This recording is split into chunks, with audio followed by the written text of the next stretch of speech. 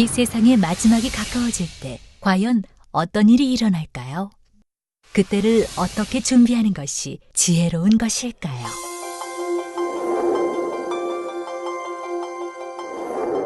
예수 그리스도의 계시라. 이는 하나님이 그에게 주사 반드시 속히 될 일을 그 종들에게 보이시려고 그 천사를 그 종 요한에게 보내어 지시하신 것이라.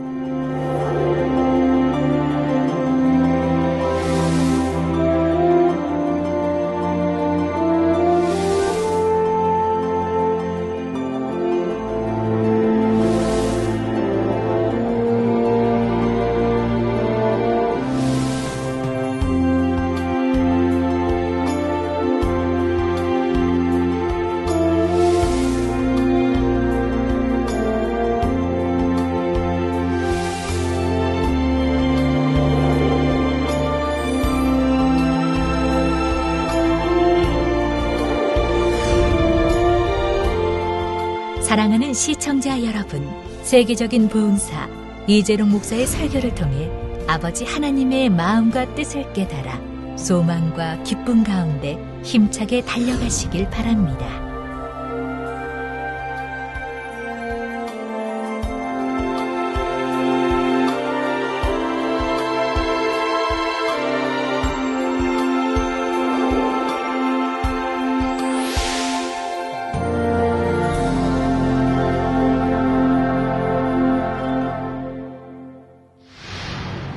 은혜 받으실 말씀은 요한계시록 11장 14절에서 19절 말씀입니다. 둘째 화는 지나갔으나 보라 셋째 화가 속히 이르는도다. 일곱째 천사가 나팔을 불매 하늘에 큰 음성들이 나서 가로되 세상 나라가 우리 주와 그 그리스도의 나라가 되어 그가 세세토록 왕노릇 하시리로다 하니 하나님 앞에 자기 보좌에 앉은 24장로들이 엎드려 얼굴을 대고 하나님께 경배하여 가로되 감사하옵나니 옛적에도 계셨고 시방도 계신 주 하나님 곧 전능하신 이여 친히 큰 권능을 잡으시고 왕노릇 하시도다. 이방들이 분노하매 주의 진노가 임하여 죽은 자를 심판하시며 종 선지자들과 성도들과 또 물온대소하고 주의 이름을 경외하는 자들에게 상 주시며 또 땅을 망하게 하는 자들을 멸망시키실 때로소이다 하더라. 이에 하늘에 있는 하나님의 성전이 열리니 성전 안에 하나님의 언약궤가 보이며 또 번개와 음성들과 뇌성과 지진과 큰 우박이 있더라. 사랑하는 성도 여러분, GCN 시청자 여러분, 요한계시록의 주된 시대적인 배경은 7년 환란 기간입니다. 구원받은 성도들이 모두 휴거되고 난 후 이 땅에 7년 동안 있게 될 대환란이 나오지요. 그러다 보니 계시록 전반적으로는 계속해서 환란과 재앙에 대한 내용이 펼쳐집니다.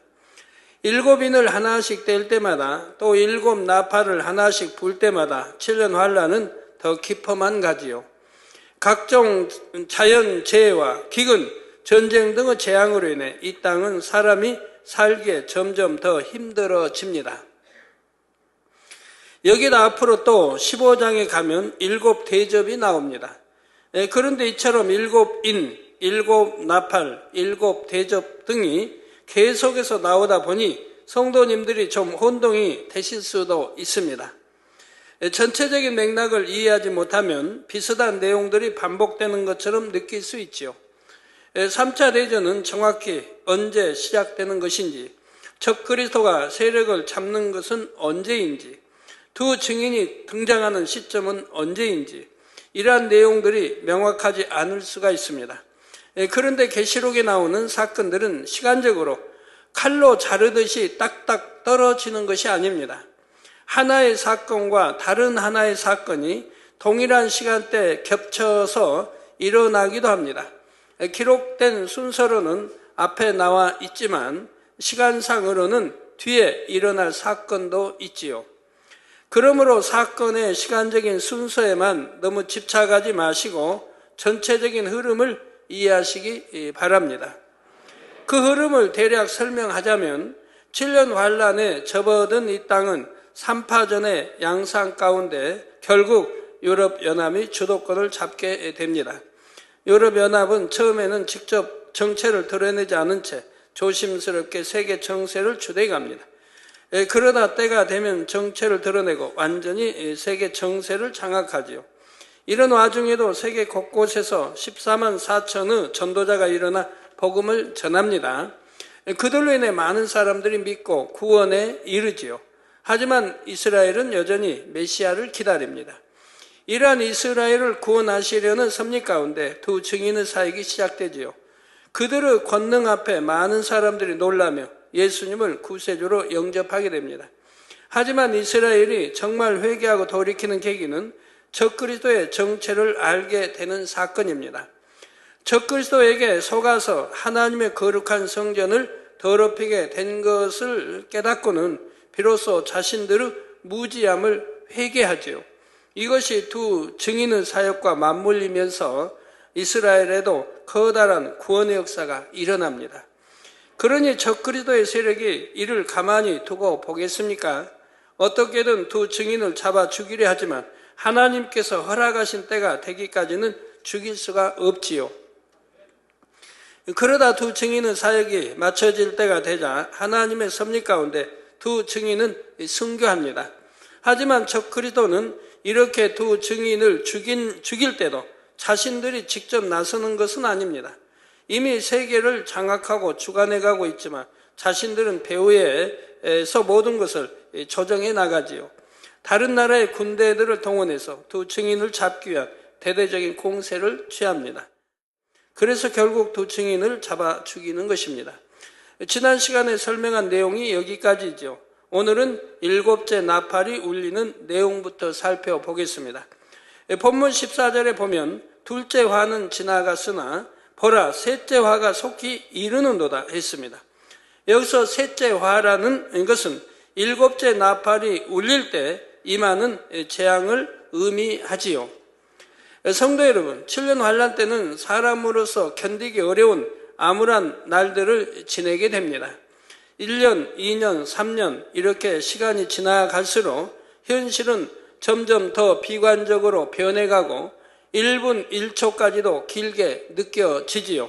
그러나 아무리 극심한 재앙이라 해도 결국 정해진 기한이 차면 끝나게 됩니다. 그 후에는 천년왕국이 이르게 되지요. 천년왕국이 끝나면 백보자 대심판이 있습니다. 이 모든 것이 정확한 하나님의 섭리 가운데 한치 오차도 없이 진행되는 것입니다.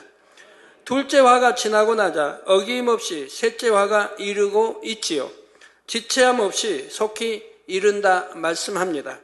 이어지는 15절에 일곱째 천사가 나팔을 불매 하늘에 큰 음성들이 나서 가로되 세상 나라가 우리 주와 그 그리스도의 나라가 되어 그가 세세토록 왕노릇 하시리로다 했습니다. 7년 환란이 시작되면서부터 계속된 재앙으로 세상은 너무나 파괴되었고 마치 회복이 불가능한 것처럼 보이지요. 또 이때는 악한 자들이 권세를 휘두르며 자기 뜻대로 모든 것을 이루는 것 같이 보입니다. 이는 원수마귀 사단이 가진 세상 권세를 하나님께서 아직 거두지 않으셨기 때문입니다. 이 세상 권세는 아담의 범죄 이후 원수마귀 사단에게 넘어간 것이었지요. 누가복음 4장 5절에서 7절에 보면 마귀가 또 예수를 이끌고 올라가서 순식간에 천하만국을 보이며 가로되 이 모든 권세와 그 영광을 내가 내게 주리라. 이것은 내게 넘겨준 것이므로 나의 원하는 자에게 주노라. 그러므로 내가 만일 내게 절하면 다 내 것이 되리라 말하는 내용이 나옵니다. 영계의 법칙에 의하면 순종하는 자는 순종함을 받는 자의 종이 됩니다. 로마서 6장 16절에 너희 자신을 종으로 들여 누구에게 순종하든지 그 순종함을 받는 자의 종이 되는 줄을 너희가 알지 못하느냐. 혹은 죄의 종으로 사망에 이르고 혹은 순종의 종으로 의에 이르느니라 했습니다.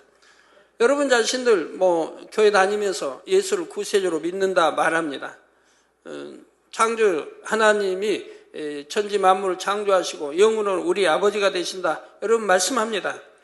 그러나 성경은 너희 자신을 종으로 들여 누구에게 순종하든지 그 순종함을 받는 자의 종이 되는 줄을 너희가 알지 못하느냐. 저 여러분이 내가 어둠 가운데 산다. 빛이 아닌 어둠 가운데, 비질 가운데 죄를 지으며 산다면 저 원수마귀 사단에게 순종하는 거죠.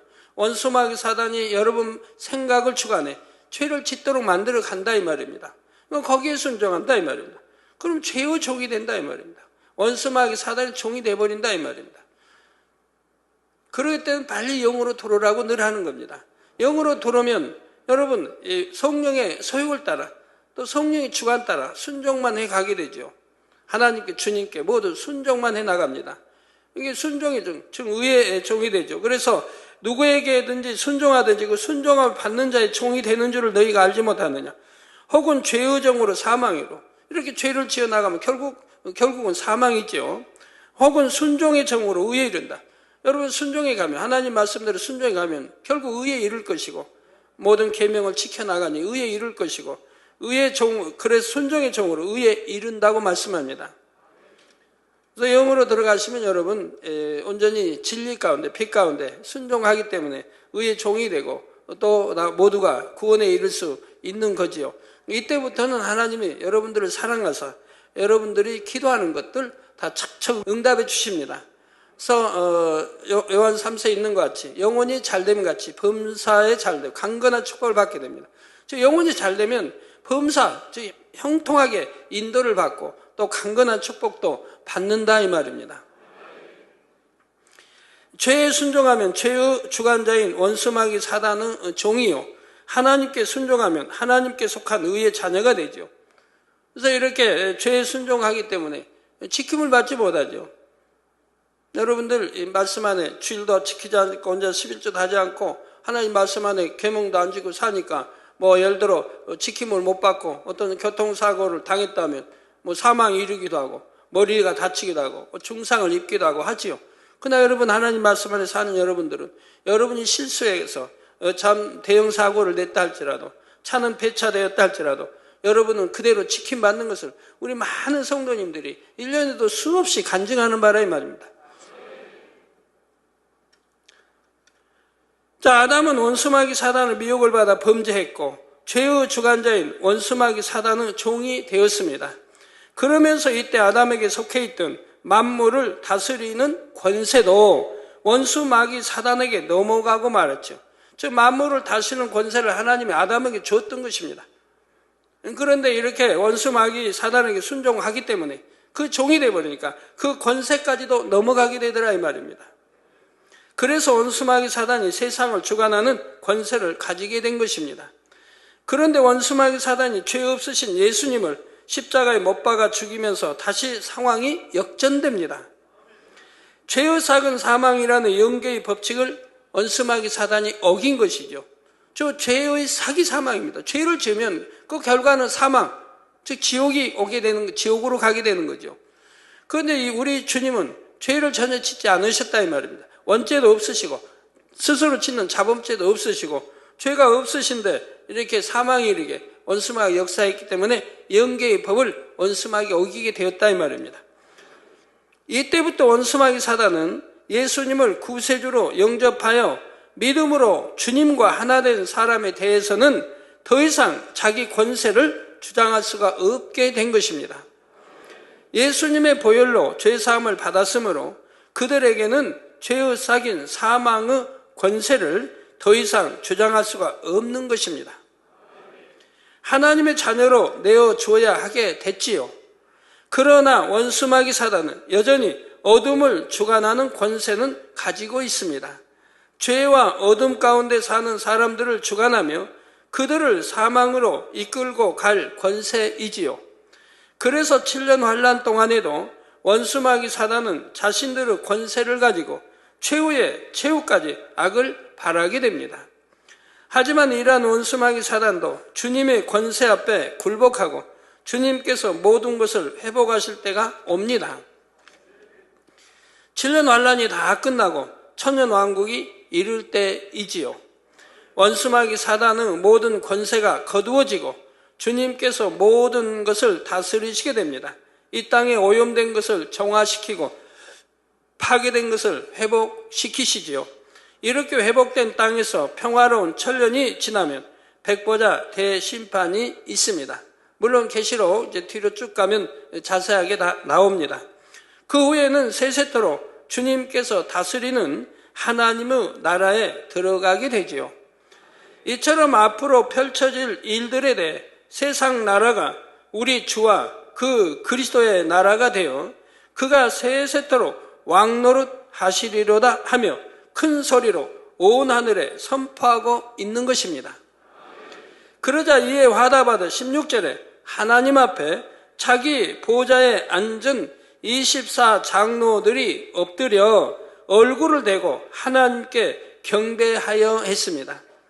인간 경작의 모든 섭리를 계획하시고 온전히 이루시는 하나님을 경배하고 있습니다. 24 장로는 하나님 앞에 각자의 보호자가 있어서 거기에 앉을 수 있는 자격이 있습니다. 장차 천국에서 가장 높은 서열들을 차지하는 대단한 지위와 권세를 가지고 있지요.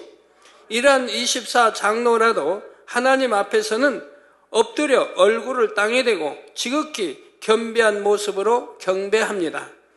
그렇다면 여러분은 하나님 앞에 어떤 모습으로 경배하고 있습니까? 하나님 앞에 예배 드릴 때와 기도할 때 어떤 마음과 자세인지를 점검해 보시기를 바랍니다. 예를 들어 기도할 때는 얼마나 선하고 아름다운 말들로 하나님 앞에 구하는지요. 혹여 하나님의 이름을 입에 올릴 때나 하나님의 말씀인 성경을 대하면서 무례히 행하는 경우는 없으셨습니까?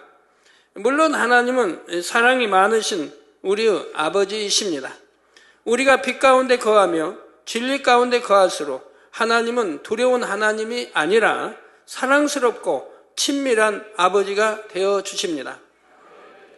어느 때 우리가 하나님을 두려워해야 합니까? 죄를 지었을 때는 하나님을 두려워해야 됩니다.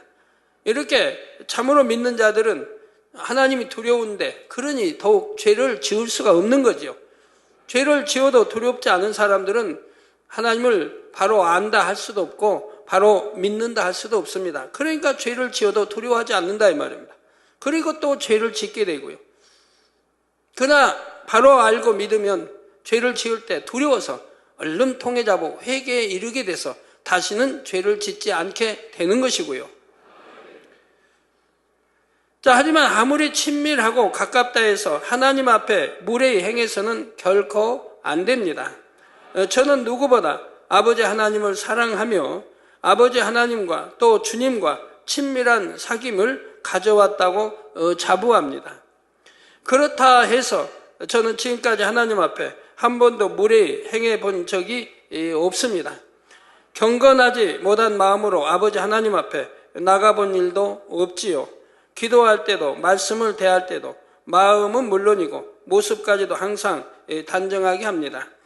잠자리에 들 때도 아버지가 계신 하늘을 바라보기 때문에 머리부터 발끝까지 다시 한번 살피게 됩니다. 이것이 결코 억지로 하는 것이 아닙니다. 아버지 하나님을 너무나 사랑하고 경외하기 때문에 마음 중심의 겸비함으로 나오는 것이지요. 5년, 10년 아무리 세월이 가도 이처럼 아버지 하나님을 존중하고 경외하는 모습과 행함에는 변함이 없습니다. 오히려 날이 갈수록 더해지는 것입니다. 육의 눈에는 보이지 않는 하나님이시지만 분명히 하나님은 우리를 지켜보고 계십니다. 여러분들 얼마나 불꽃 같은 눈동자로 지켜보신지 많은 분들이 체험을 하셨지요. 언제 어느 곳에 있든지 늘 이러한 사실을 명심하시기 바랍니다. 하나님 앞에 나가는 것을 어찌 이 세상의 어떠한 권세나 위엄을 가진 사람 앞에 나가는 것과 비교할 수 있겠습니까? 이러한 하나님 앞에 더욱 온전하고 바른 모습으로 서야 할 것입니다. 두렵고 무서워서가 아니라 너무나 사랑하기 때문인 것입니다. 그럴 때 하나님께서도 여러분을 높여주십니다. 사무엘상 2장 30절 후반절에 나를 존중히 여기는 자를 내가 존중히 여기고 나를 멸시하는 자를 내가 경멸히 여기리라 했습니다. 나를 존중히 여기는 자, 즉 하나님을 존중히 여기는 자는 하나님이 존중히 여겨주신다 이 말입니다. 존중히 여기면 뭡니까? 하나님을 믿고 하나님을 사랑하기 때문에 하나님 계명을 어기지 않고 지켜 행하고 사는 사람들을 하나님을 경외한다 하고 하나님을 존중히 여긴다고 하는 것입니다. 그러나 나를 멸시하는 자, 즉 계명도 지키지 않고 죄를 짓고 하나님이 하지 말라는 거 하고 하라는 거 하지 않고 이럴 때 나를 멸시하는 자를, 다윗이 범죄했을 때 하나님이 뭐라고 말씀했습니까?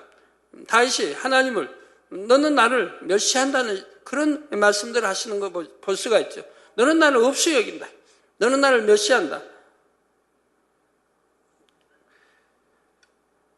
그래서 나를 멸시하는 자를 내가 경멸히 여기리라 하셨습니다. 그래서 지킴받지 못하는 것을 볼 수가 있습니다. 이처럼 하나님을 존중히 여기는 사람이라면 어찌 예배 시간이나 기도 시간에 졸겠으며 마음과 생각을 다른 곳에 두겠습니까? 마음도 생각도 눈도 귀도 모든 것이 오직 하나님을 향하게 되지요. 이 14장로는 하나님을 너무나 사랑하고 지극히 경외한 사람들이었습니다. 세상 모든 믿는 사람들에게 본이 될 만한 사랑과 정성과 행함으로써 하나님을 섬겼지요. 그렇기 때문에 하나님께서는 그들을 지극히 존귀한 자리로 인도하신 것입니다. 여러분도 이처럼 하나님을 존중하여 하나님 앞에 존중받을 수 있기를 바랍니다. 그래서 장차 천국에서도 존귀한 자로서 영광스러운 자리에 들어갈 수 있기를 주님의 이름으로 축원합니다. 예를 들어 지난 시간에 예를 들어 설교할 때 모두 화평해야 된다 이렇게 설교했습니다. 그러면 여러분 하나님을 사랑하고 존중한다면 이제 말씀을 들었으니 모든 사람하고 화평합니까? 부부 사이도 화평하고 부모 자식 간에도 언니 오빠 동생 다 두루 화평해야 된다고 했습니다. 그러면 한 주간 사시면서 또 앞으로도 그렇게 살아야 할 것이고 화평하게 사셨습니까? 그런 말씀 들어도 한 귀로 듣고 흘러버리고 또 그냥 티격태격 다투고 싸우고 하는 그런 가족들도 있는 것을 보게 되지요. 즉 하나님을 존귀 여기지를 않는 것이지요. 즉 하나님을 존중히 여기지를 않는 것입니다. 즉 하나님은 그걸 멸시한다고 말씀한다면 네가 나를 멸시한다. 이어지는 17절에서 18절에는 24장로가 하나님을 경배하며 찬양한 내용이 나옵니다. 가로되 감사옵나니 옛적에도 계셨고 시방도 계신 주 하나님 곧 전능하신 이여 친히 큰 권능을 잡으시고 왕노릇 하시도다. 이방들이 분노하며 주의 진노가 임하여 죽은 자를 심판하시며 종 선지자들과 성도들과 또 무론대소하고 주의 이름을 경외하는 자들에게 상 주시며 또 땅을 망하게 하는 자들을 멸망시키실 때로소이다 했습니다.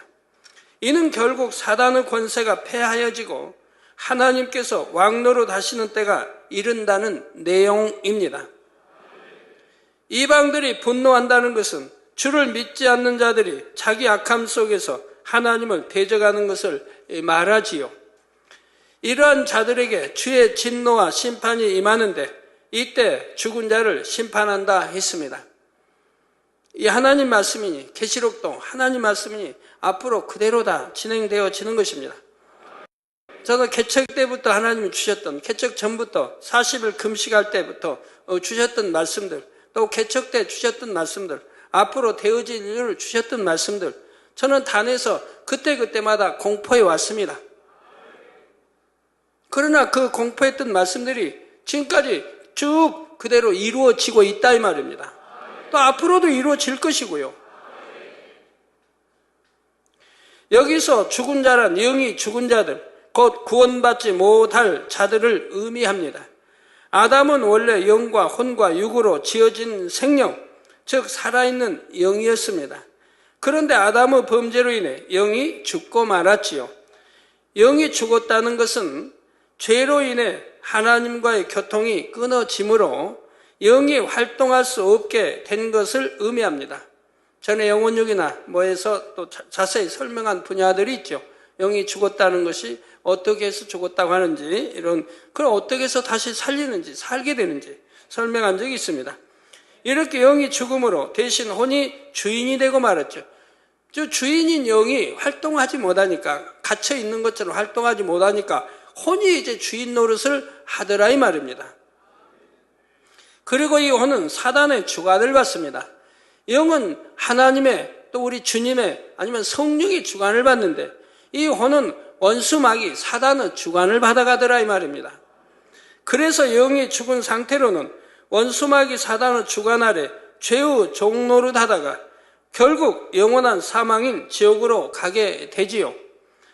그런데 우리가 예수 그리스도를 구세주로 영접하면 하나님께서 선물로 주시는 성령이 마음 안에 오십니다. 그때 죽었던 영이 다시 살아나게 되지요. 이렇게 영이 살아난 사람은 육의 수명이 다해 임종을 맞아도 영이 살아있게 죽었다 하지 않고 잔다 합니다.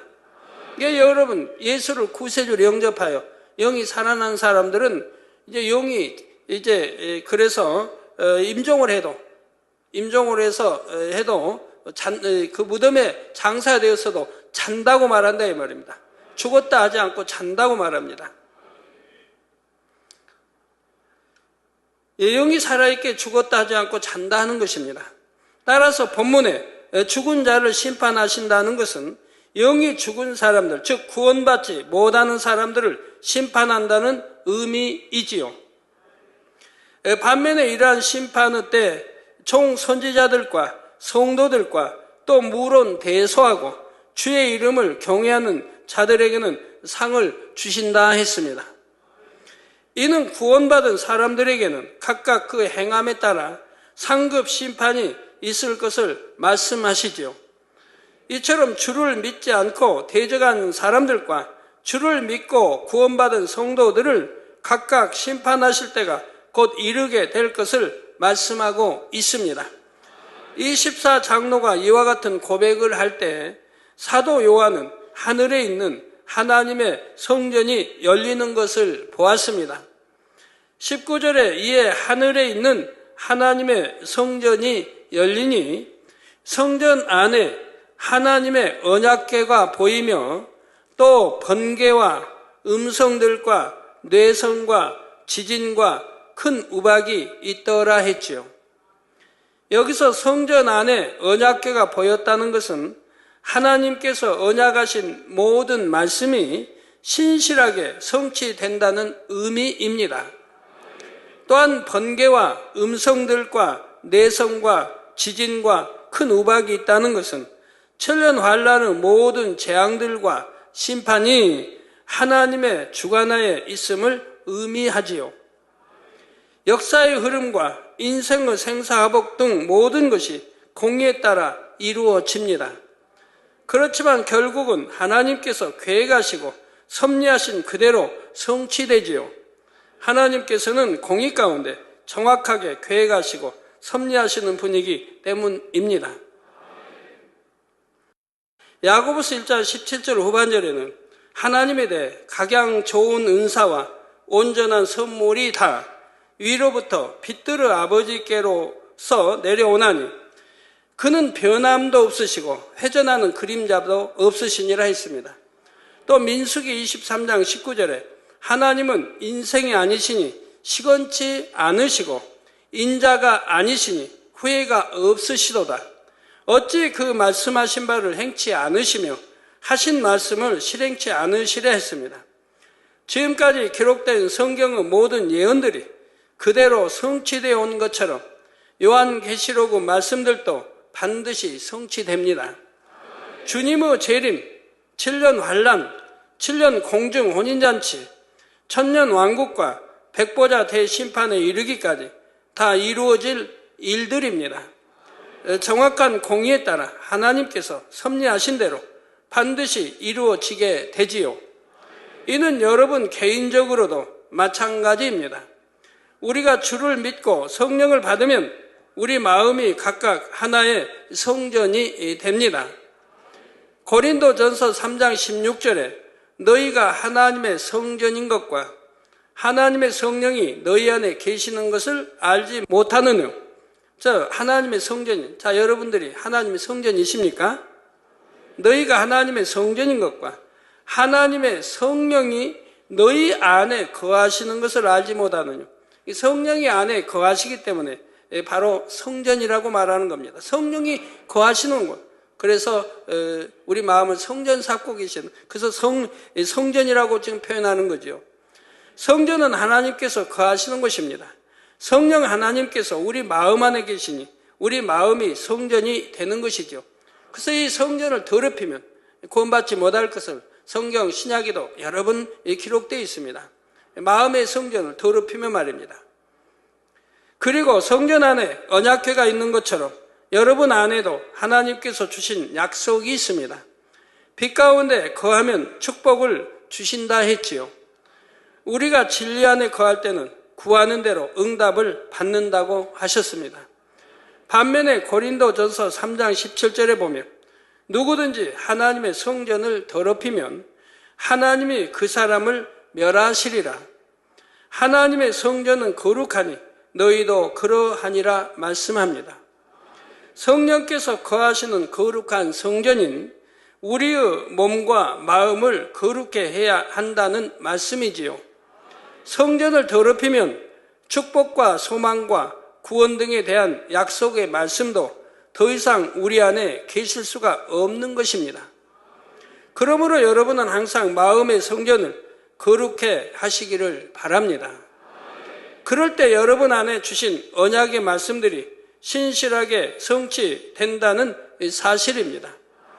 그래서 앞으로 다가올 모든 일들도 두려움과 떨림이 아니라 기쁨과 감사함으로 맞이하는 여러분 모두가 되시기를 주님의 이름으로 축원합니다.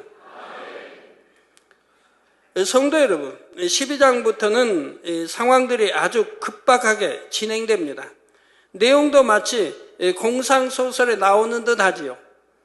계시록 12장 1절에서 5절을 보면 하늘에 큰 이적이 보이니 해를 입은 한 여자가 있는데 그 발 아래는 달이 있고 그 머리에는 12별의 면류관을 썼더라. 이 여자가 아이를 베어 해산하게 되매 아파서 애써 부르짖더라. 하늘에 또 다른 이적이 보이니 보라, 한 큰 붉은 용이 있어 머리가 7이요 뿔이 10이라. 그 여러 머리에 7 면류관이 있는데 그 꼬리가 하늘 별 3분의 1을 끌어다가 땅에 던지더라. 용이 해산하려는 여자 앞에서 그가 해산하면 그 아이를 삼키고자 하더니 여자가 아들을 낳으니 이는 장차 철장으로 만국을 다스릴 남자라.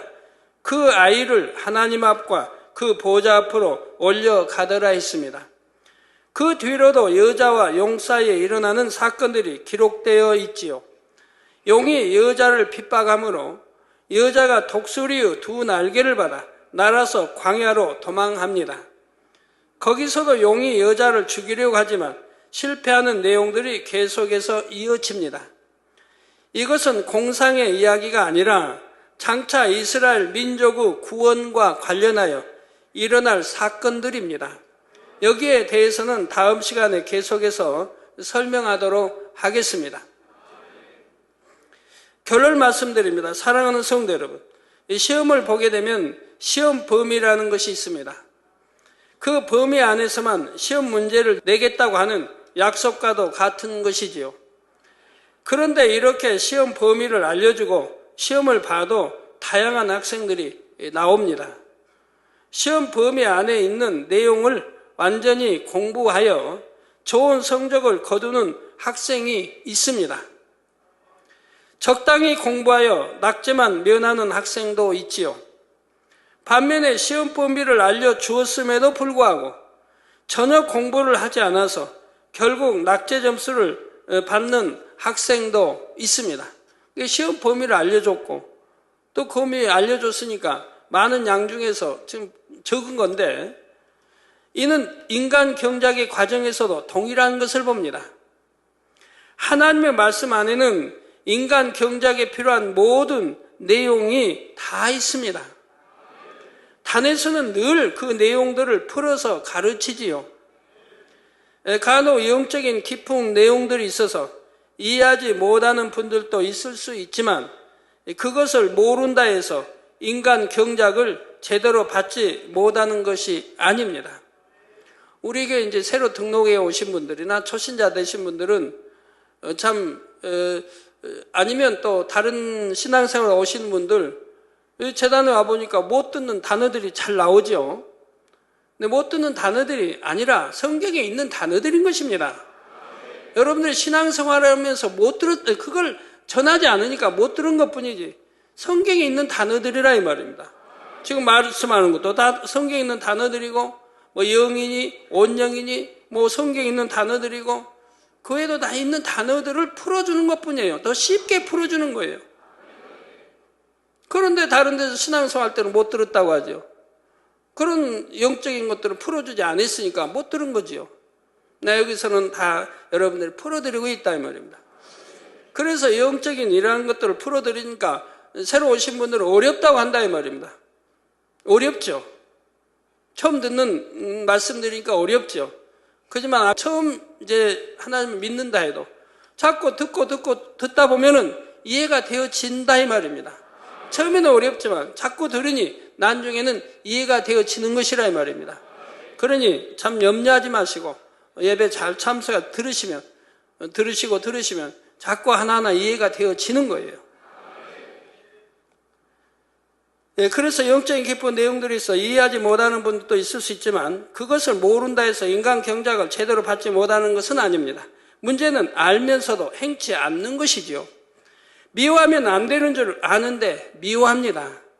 사랑해야 하는데 사랑하지 못합니다. 감정을 버려야 하는데 버리지 못합니다. 저는 하나님 믿기 전에는, 영접하기 전에는 고집도 아주 셌고요, 자존심도 아주 강했습니다. 누구에게 지고는 못 사는 성미예요. 꼭 이겨야죠.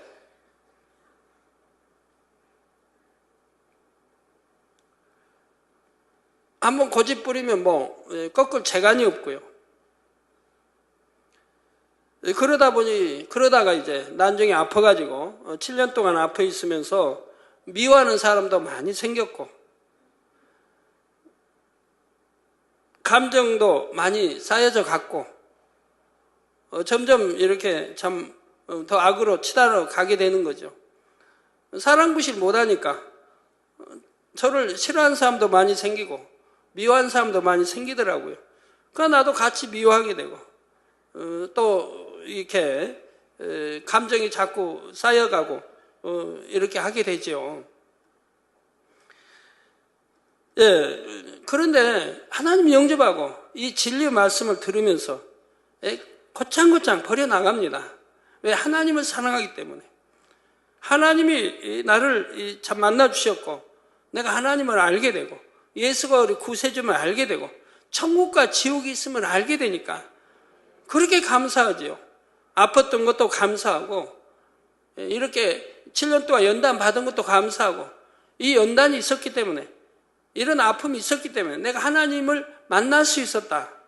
이것 때문에 얼마나 감사해요. 그러지 못하면 내 마음대로 내 뜻대로 잘 이루어졌더라면 하나님 영접치도 아니었을 것이고, 아프지 않았더라면 영접치도 아니었을 것이고, 결국은 사망은 지옥 갔을 거 아닙니까? 아팠기 때문에, 연단 받았기 때문에, 그렇기 때문에 참 이렇게 이제 하나님 영접하게 되고 천국과 지옥을 알게 되고, 얼마나 감사해요.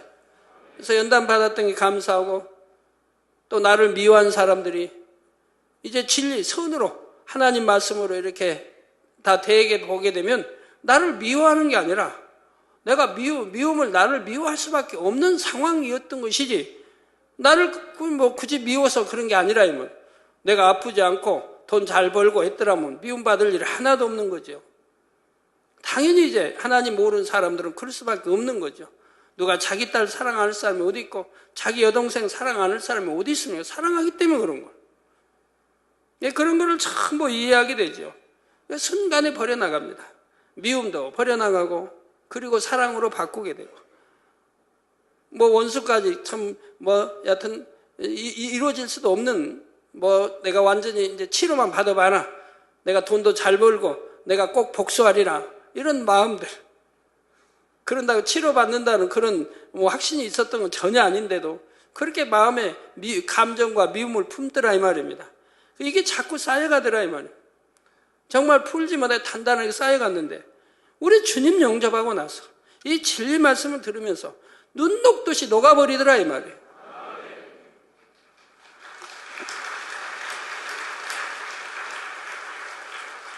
왜 천국을 알았는데 지옥도 알았는데 만군의 하나님이 우리 아버지가 되어주셨는데 독생자 아들 예수가 우리 구세주가 되어주셨는데 무엇이 부족한 것입니까? 무엇이 부족해요?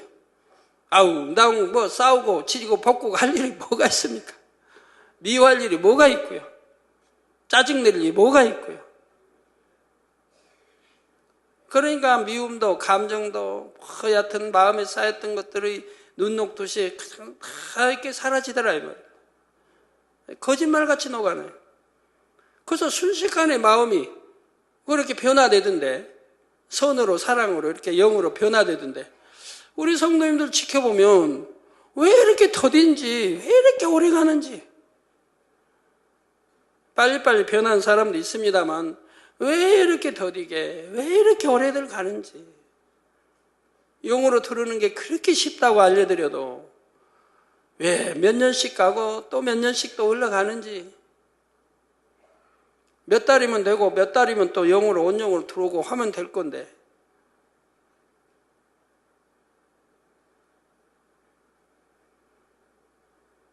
왜 여전히 뭐 일하다가 왜 원망하고 불평하는지 회개편지 보면 그런 게 참 많이 나오죠. 원망하고 불평하고 뭐 시기하고 질투했던 거 용서해달라고.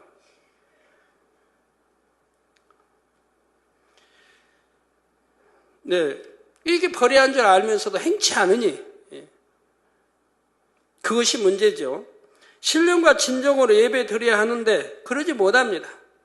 우리 학생들이 신령과 진정으로 예배 드려야 하는 거 모릅니까?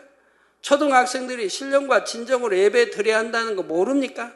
누누이 배우고 들었는데 그래도 행치 아니하려고 하더라 이 말이에요. 물론 행하는 아이들도 초등학생도 있고 학생들도 있지만 행치 않는 아이들 보면 참 불쌍해 보이지 않아요? 부모님들. 하나님을 첫째로 사랑해야 하는데 세상의 것을 더 사랑합니다. 왜 첫째로 사랑해야 되는지 그 이유도 충분히 설명했고 알만한데도 그런다 이 말입니다. 당연히 첫째로 사랑해야 되니까 첫째로 사랑하라고 하고 무조건 첫째로 사랑해야 된다면 오해되니까 왜 첫째로 사랑해야 되는지 그 이유를 충분히 설명해 드렸다 이 말입니다. 납득이 되게 이해가 되게 설명해 드렸다 이 말입니다. 그러면 당연히 첫째로 사랑해야 될 텐데 그래야지를 못하더라 이 말이에요. 이렇게 무엇이 진리이고 정답인지 아는데도 그처럼 행하지 못하는 경우가 많지요. 시험 준비는 열심히 한다고 했는데 막상 시험에서는 뻔히 아는 문제를 계속해서 틀리고 있는 것입니다. 그러나 더 이상 이렇게 어리석음을 반복해서는 안 됩니다. 빌립보서 4장 9절에 너희는 내게 배우고 받고 듣고 본바를 행하라. 그리하면 평강의 하나님이 너희와 함께 계시리라. 평강의 하나님이 저와 여러분이 함께 계시다면 우리도 당연히 평안할 것이고 기쁘고 행복할 것이라 이 말입니다. 평강의 하나님 우리에게도 평강을 주시니 기쁘고 행복할 수밖에 없죠. 자, 어떤 때요? 너희는 내게 배운 거, 하나님 말씀 배운 거, 또 받고 듣고 본 바를 그대로 행하라 이 말입니다. 그리하면 평강의 하나님이 너희와 함께 계신다. 하나님이 저희와 함께 계신다 이 말이에요. 이 말씀처럼 이제부터는 배우고 받고 듣고 본바를 행하는 여러분이 되시기를 바랍니다. 건강도 여러분, 하나님이 여러분의 건강 주시면 건강치 못할 사람 어디 있습니까? 구약의 아브라함이나 모세, 선지자들 하나님이 능력 주셔서 이렇게 나이가 많이 들어도 건강하게 해주셨다 이 말입니다. 하나님의 사람, 여러분도 마찬가지 영으로 들어가 온전히 들어가면 그렇게 해주신다 이 말입니다. 하나님, 우리 아버지가 여러분들을 이렇게 간섭해 주신다면 얼마나 감사하겠습니까? 하나님 사랑하고 사랑받으면 하나하나를 간섭해 주시면 얼마나 감사해요. 아까 우리 일본에서 오신 목사님들 이렇게 당회장 대하면서 제가 그랬는데, 저는 하나님 영접하고 35년 동안 저와 또 제 이제 기도원장 집사람과 저희 또 애들 한 번도 지금까지 병원에 한번 간 적 없고 약 한 번 먹은 적 없고, 그리고 건강하게 하나님 지켜주시기 이렇게 살아온다고 제가 말씀을 드렸습니다만, 여러분 모두가 다 마찬가지입니다. 정말 하나님 사랑하고 사랑받아 보세요. 이런 거 하나까지도 세밀하게 아버지가 역사에 가신 거 봅니다. 오장육부도 하나님이 갈아주시면 되잖아요. 아버지 권능으로 새롭게 입혀주시면 되는 겁니다. 그래서 평강의 하나님이 여러분과 함께 하시는 형통하고 축복된 삶을 사는 여러분 모두가 되시기를 주님의 이름으로 축원합니다. 말씀 상고하시면서 통성으로 다 같이 기도하시겠습니다. 할렐루야. 주님, 은혜와 사랑에 감사를 드립니다. 오늘 또 들은 말씀이 믿음이 되고 생명이 되게 도와주시기 원합니다. 앞으로 일어날 일들, 멀지 않은 날에 일어날 일들 아버지를 이렇게 증거하고 있습니다. 우리 성도님들 다 믿음으로 받고 아멘으로 받고 더욱 깨어 기도하며 신부단장 잘하게 도와주시고, 우리 주님 오실 때 아버지 모두가 한 사람도 질련 환란 떨어진 이 없도록 휴거되게 아버지 들림받게 축복해 주시기를 원합니다. 아버지 감사합니다. 우리 주 예수 그리스도 이름으로 기도하옵나이다. 아멘.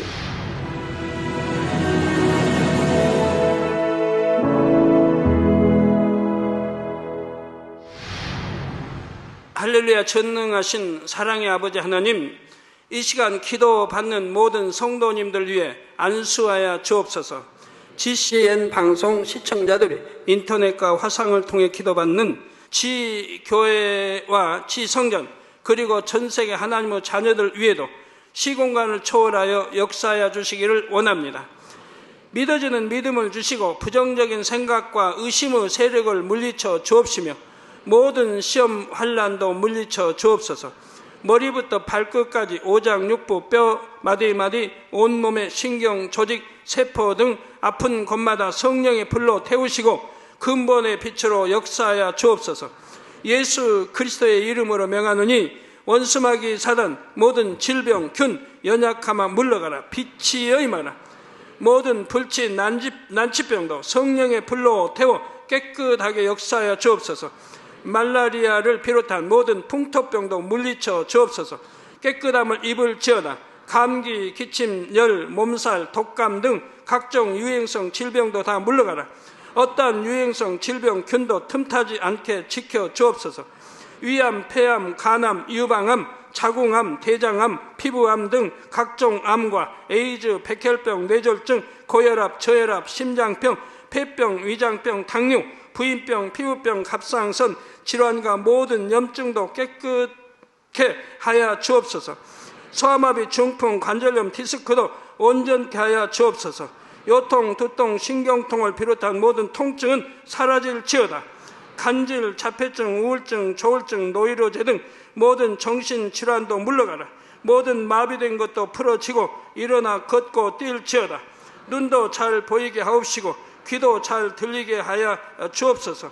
소경은 눈을 뜨고 기머거리는 들으며 벙어리는 말할지어다. 각종 사고 후유증도 깨끗게 하시고 부러진 뼈도 붙여 주옵소서. 화상 입은 것도 온전케 하옵소서. 화기야 물러가라. 열도 물러가라. 아버지 흉터도 나지 않게 역사해 주시기를 원합니다. 마약을 비롯하여 각종 약물과 독극물 중독도 깨끗함을 입을지어다. 죽은 신경과 세포가 살아나며 죽은 자도 살아나게 하여 주옵소서.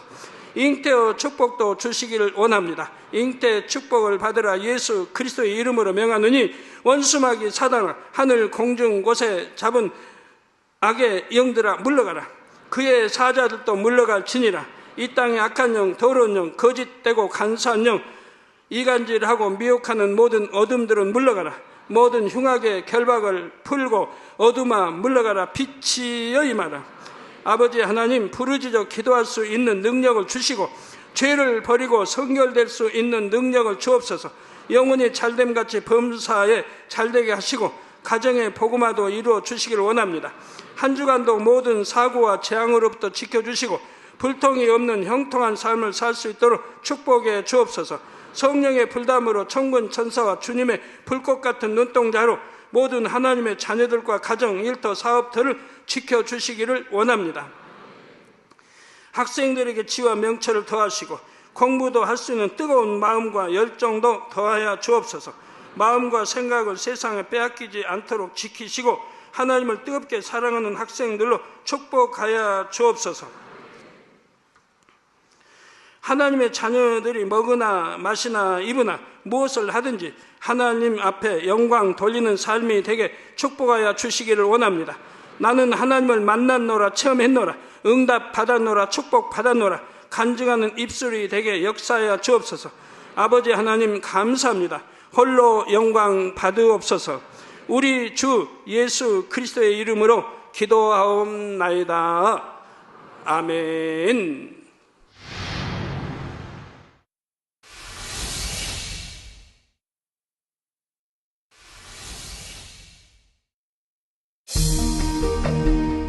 이 세상의 마지막이 가까워질 때 과연 어떤 일이 일어날까요? 그때를 어떻게 준비하는 것이 지혜로운 것일까요? 요한계시록에 그 해답이 담겨 있습니다. 마지막 때를 깨어 준비하며 신부단장할 수 있도록 마지막 때에 속히 되어질 일에 대해 세세히 기록한 요한계시록. 사랑하는 시청자 여러분, 세계적인 부흥사 이재롱 목사의 설교를 통해 들은 말씀을 지켜 행함으로 진정 복 있는 사람들이 되시길 바랍니다. 오늘 말씀 본문을 통해 여러분을 향한 하나님의 뜻을 묵상해 보시겠습니다.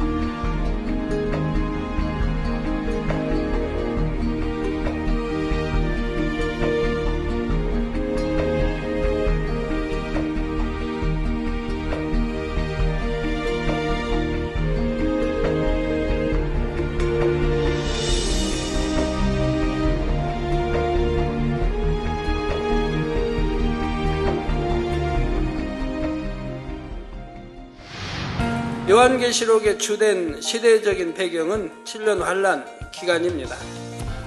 그러다 보니 계시록 전반적으로는 계속해서 환란과 재앙에 대한 내용이 펼쳐집니다. 그러므로 사건의 시간적인 순서에만 너무 집착하지 마시고 전체적인 흐름을 이해하시기 바랍니다. 7년 환란 때는 사람으로서 견디기 어려운 암울한 날들을 지내게 됩니다. 그 후에는 천년왕국이 이르게 되지요. 천년왕국이 끝나면 백보자 대심판이 있습니다. 이 모든 것이 정확한 하나님의 섭리 가운데 한치 오차도 없이 진행되는 것입니다. 그래서 7년 환란 동안에도 원수마귀 사단은 자신들의 권세를 가지고 최후의 최후까지 악을 바라게 됩니다. 이 14장로는 하나님 앞에 각자의 보호자가 있어서 거기에 앉을 수 있는 자격이 있습니다. 이러한 24장로라도 하나님 앞에서는 엎드려 얼굴을 땅에 대고 지극히 겸비한 모습으로 경배합니다. 24장로는 하나님을 너무나 사랑하고 지극히 경외한 사람들이었습니다. 그렇기 때문에 하나님께서는 그들을 지극히 존귀한 자리로 인도하신 것입니다. 역사의 흐름과 인생의 생사화복 등 모든 것이 공의에 따라 이루어집니다. 하나님께서는 공의 가운데 정확하게 계획하시고 섭리하시는 분이기 때문입니다.